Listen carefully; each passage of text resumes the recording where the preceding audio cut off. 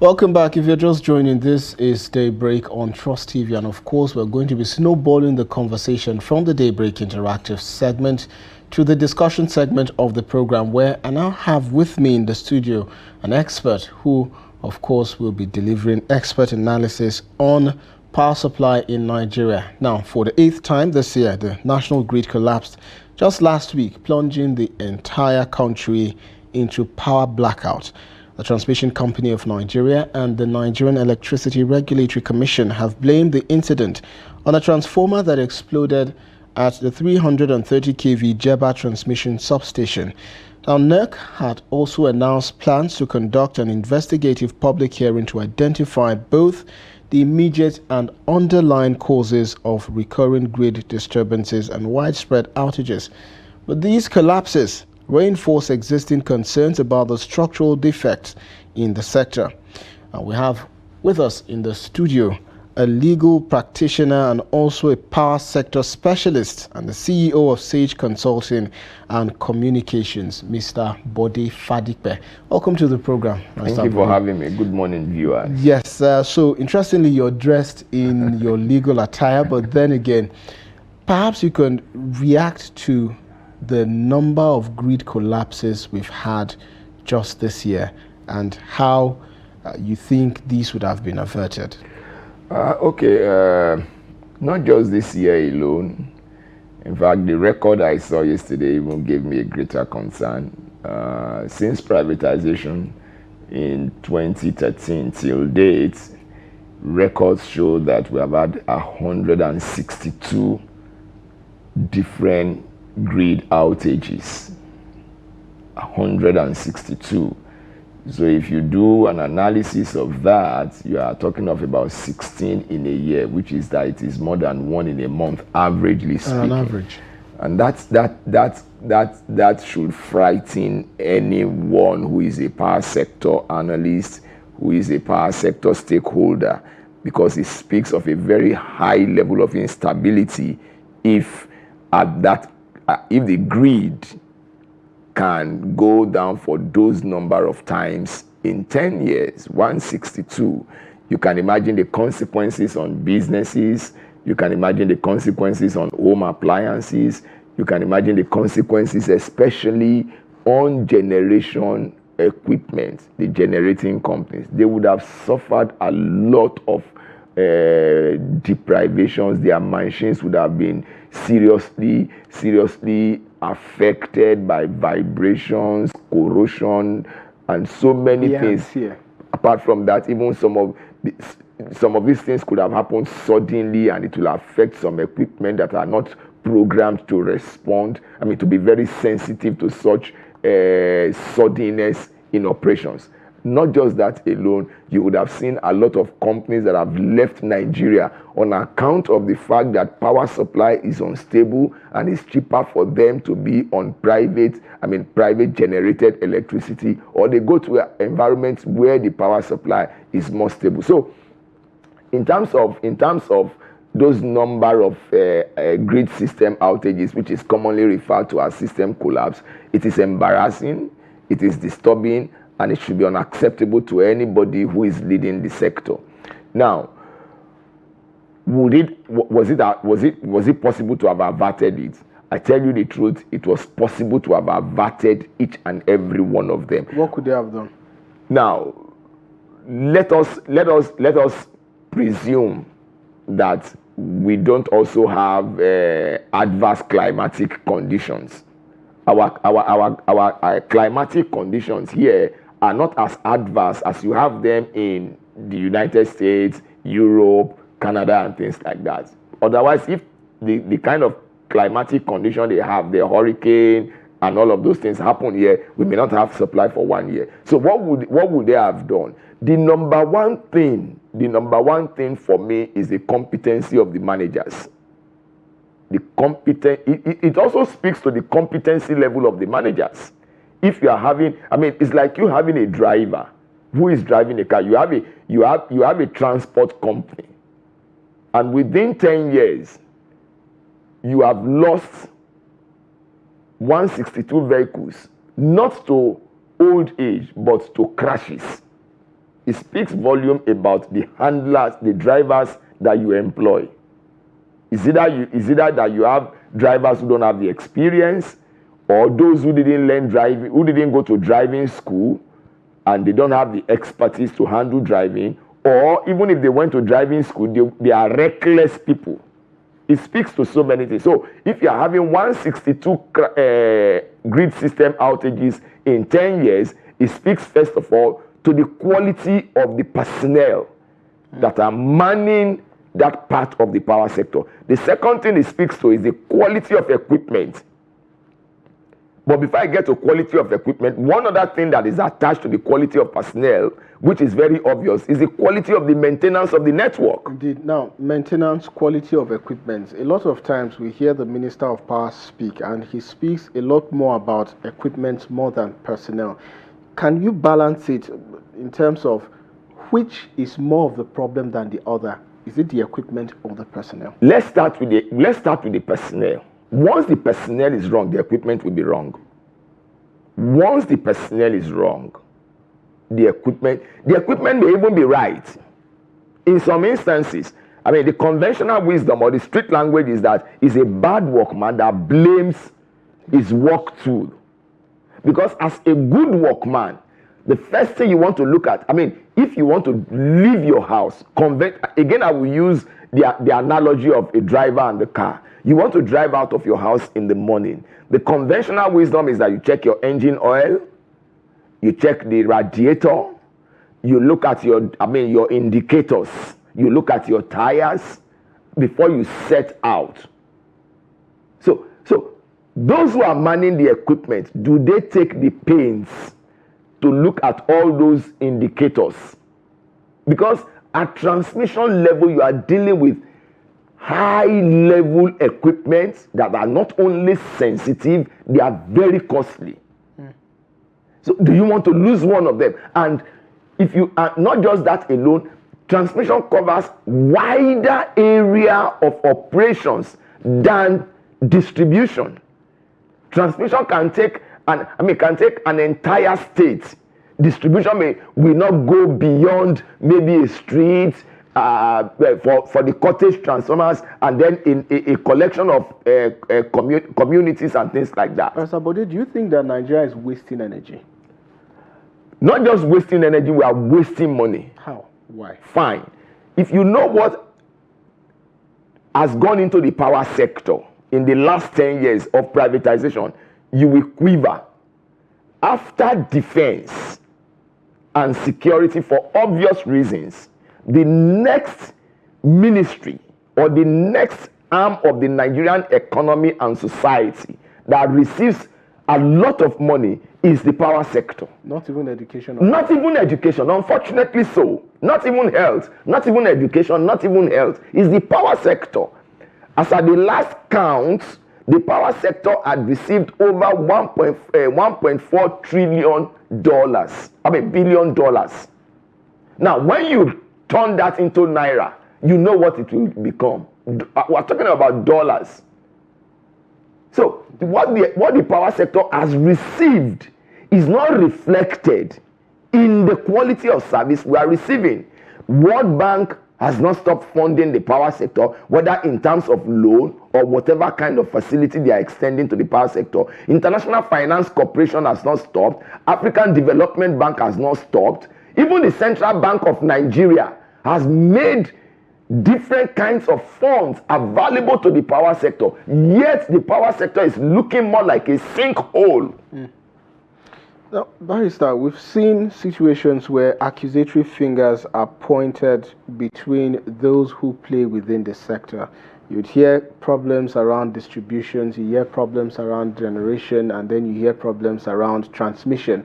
On the other hand, Nigerians continue to suffer. So who do Nigerians hold responsible? As at today, and based on the public hearing that NEC did yesterday, we can hold Transmission Company of Nigeria responsible. Why? Fine. Because we cannot speak to their maintenance program. We cannot see the value for the loans that they have received. transmission company is still receiving funds from the federation account because they are still the baby of the federal government. So they receive money from there. We cannot see the benefit of taxpayers' money. If anything, what we are seeing is a lot of cause for concern through these system outages. Yes, we know that distribution is also not as functional as you would have wanted it to be. Talk about estimated billing. Estimated billing, corruption, transformers failing, and expecting customers to replace the transformer. In the place where I stay in the southwest, our transformer was out for about 2 years, and the disco irresponsibly told me that they don't care if I don't have electricity supply. They don't care. So what needs to be done in order to ensure, because the last I remember, there's a Standard Organization of Nigeria, there's a Federal Competition and Consumer Protections Commission, which is supposed to protect the interest of Nigerians, who seem to be, in the end, those who are the receiving end of all of this. But it's seeming like nobody has the interest of the Nigerians who are impacted by this the most in the end. So who do they run to if they can't get help from anywhere, not even the government? And that makes it even much more disturbing, because ordinarily the minister of power is at the apex of the control, whether it is privatized or not. The Ministry of Power is still a policy making body. It may not micromanage it may not manage directly, it may not micromanage, but any policy that the ministry brings out affects the entire value chain. So we want to find out what is the quality of policies that we have seen. I mean, it was only when we had the 4th outage last week that the minister thought it wise to hurriedly set up a committee to investigate. And people are speculating, was it because there was a cabinet reshuffle in the offing that he had to do that so that he can save his job? Otherwise, you had the first one in the week, the second one in the week, you had the third one in the week. As we speak currently, as we speak right now, this morning, entire Northwest and part of the Northeast, they are in trouble. They don't have power supply. TCN is ascribing it to security. But we also know of the fact that the quality of work that has been done in the Northeast and Northwest is responsible, not so much of, because there are reports to show that the community people have come out to say nobody touched these your towers. We don't have anything to do with it. I mean, when erosion is affecting the base of the tower, did TCN go there to maintain the place? Because if you look at in series, we have had tower collapse in the Northeast and Northwest, and transmission, as always said, is as a result of insecurity. Of course, because we know the quality, the level of insecurity in the Northeast and Northwest, they can easily have. But we know of the fact that no, I don't think those. I don't know anything about the activities of the terrorists, but I'm not sure they will have the courage to be going to that high towers the way it is collapsed, and they don't remove any tower member, such that you will say that they collapse the tower so that they can remove tower members and use it, bring about economic and social sabotage. No. So, Barrister, is it possible for Nigerians to enjoy 24 hours electricity? I know I might be sounding like a broken record for asking this question. Yes, I know. But you see, with the level of advancement in the world today, nothing is impossible. So why do we have these cases? Because the human factor is just is irresponsible. I'm sorry to use that word on air. At yesterday's hearing, you see, we must give credit to NEC for opting to do a public hearing. How many times has there been an investigation that we have seen the outcome of the investigation in the public space? But NEC chose to do a public hearing yesterday, and the revelations were shocking and disgusting. Everything, practically everything, was placed at the doorstep of transmission. Practically everything. Generation, as we speak today, is doing appreciably. I mean, they are doing well. If we have a corresponding transmission, it may also show the inadequacies in generation. But as we speak today, generation can give you at least 6,000 or 7,000 megawatts. Why is it now proving so difficult to transmit? Now, it's a major question, but I will put it this way. Governments seem to be too lackadaisical with transmission. But they seem to be the ones mostly in the forefront of trying to solve the problem. I hope so.